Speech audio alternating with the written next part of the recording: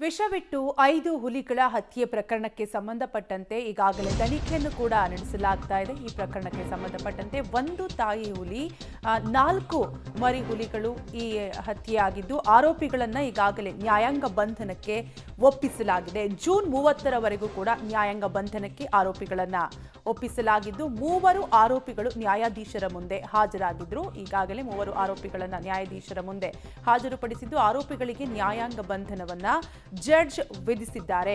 ಕೊಳ್ಳೇಗಾಲ ಪ್ರಧಾನ ಸಿವಿಲ್ ಮತ್ತು ಜೆಎಂಎಫ್ಸಿ ನ್ಯಾಯಾಧೀಶರು ಈಗಾಗಲೇ ಆದೇಶವನ್ನ ಹೊರಡಿಸಿದ್ದಾರೆ. ಆರೋಪಿಗಳನ್ನ ನ್ಯಾಯಾಂಗ ಬಂಧನಕ್ಕೆ ಜಡ್ಜ್ ವಿಧಿಸಿದ್ದಾರೆ. ಒಟ್ಟಾರೆಯಾಗಿ 5 ಹುಲಿಗಳ ಹತ್ಯೆ ಪ್ರಕರಣಕ್ಕೆ ಸಂಬಂಧಪಟ್ಟಂತೆ ತನಿಖೆ ಚುರುಕುಗೊಂಡಿದ್ದು ಈಗಾಗಲೇ 3 ಆರೋಪಿಗಳನ್ನ ಜಡ್ಜ್ ಮುಂದೆ ಹಾಜರುಪಡಿಸಲಾಗಿದ್ದು ಕೊಳ್ಳೇಗಾಲ ಪ್ರಧಾನ ಸಿವಿಲ್ ಮತ್ತು ಜೆಎಂಎಫ್ಸಿ ನ್ಯಾಯಾಧೀಶರು ಆರೋಪಿಗಳನ್ನ ನ್ಯಾಯಾಂಗ ಬಂಧನಕ್ಕೆ ವಿಧಿಸಿದ್ದಾರೆ. ಡೀಟೇಲ್ಸ್ ಕೊಡ್ತಾರೆ ನಮ್ಮ ಪ್ರತಿನಿಧಿ ವಿಜಯ್. ವಿಜಯ್, ವಿಷವಿಟ್ಟು 5 ಹುಲಿಗಳ ಹತ್ಯೆ ಪ್ರಕರಣ ಈಗ ಚುರುಕುಗೊಂಡಿದೆ. ಆರೋಪಿಗಳನ್ನ ಜಡ್ಜ್ ಮುಂದೆ ಕೂಡ ಹಾಜರುಪಡಿಸಲಾಗಿದೆ. ಏನು ಅಪ್ಡೇಟ್ ಸಿಗ್ತಾ ಇದೆ?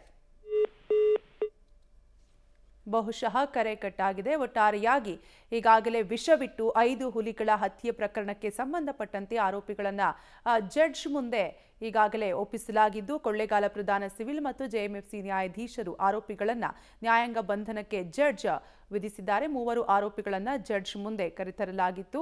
ನ್ಯಾಯಾಧೀಶರ ಮುಂದೆ ಹಾಜರುಪಡಿಸಲಾಗಿದ್ದು ಜೂನ್ 30ರವರೆಗೂ ಕೂಡ ನ್ಯಾಯಾಂಗ ಬಂಧನವನ್ನ ವಿಧಿಸಲಾಗಿದೆ. ಆರೋಪಿಗಳನ್ನ ನ್ಯಾಯಾಂಗ ಬಂಧನದ ವಶಕ್ಕೆ ಈಗಾಗಲೇ ಪಡೆಯಲಾಗಿದ್ದು ಒಟ್ಟಾರೆಯಾಗಿ ಈ ಪ್ರಕರಣಕ್ಕೆ ಸಂಬಂಧಪಟ್ಟಂತೆ ತನಿಖೆಗೆ ಆದೇಶವನ್ನು ಕೂಡ ನೀಡಲಾಗಿತ್ತು. ಡೀಟೇಲ್ಸ್ ಕೊಡ್ತಾರೆ ನಮ್ಮ ಪ್ರತಿನಿಧಿ ವಿಜಯ್. ವಿಜಯ್, ವಿಷವಿಟ್ಟು 5 ಹುಲಿಗಳ ಹತ್ಯೆ ಪ್ರಕರಣಕ್ಕೆ ಸಂಬಂಧಪಟ್ಟಂತೆ ಈಗಾಗಲೇ ಆರೋಪಿಗಳನ್ನ ಜಡ್ಜ್ ಮುಂದೆ ಹಾಜರುಪಡಿಸಲಾಗಿದೆ. ಏನೆಲ್ಲ ಅಪ್ಡೇಟ್ ಸಿಗ್ತಾ ಇದೆ?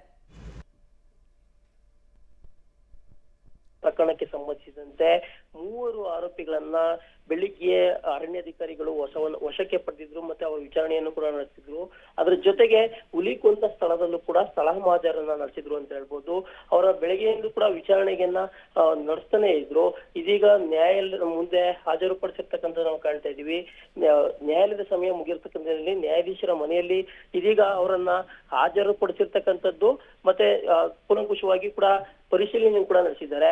ಆದ್ರೆ ಈಗ 2 ದಿನಗಳವರೆಗೆ ನ್ಯಾಯಾಂಗ ಬಂಧನಕ್ಕೆ ಒಪ್ಪಿಸಲಾಗಿದೆ. ಆ ಹಿನ್ನೆಲೆಯಲ್ಲಿ ಅವರನ್ನ ನ್ಯಾಯಾಂಗ ಬಂಧನಕ್ಕೆ ಒಪ್ಪಿಸತಕ್ಕಂತ ಸಾಧ್ಯತೆ ಇದೆ.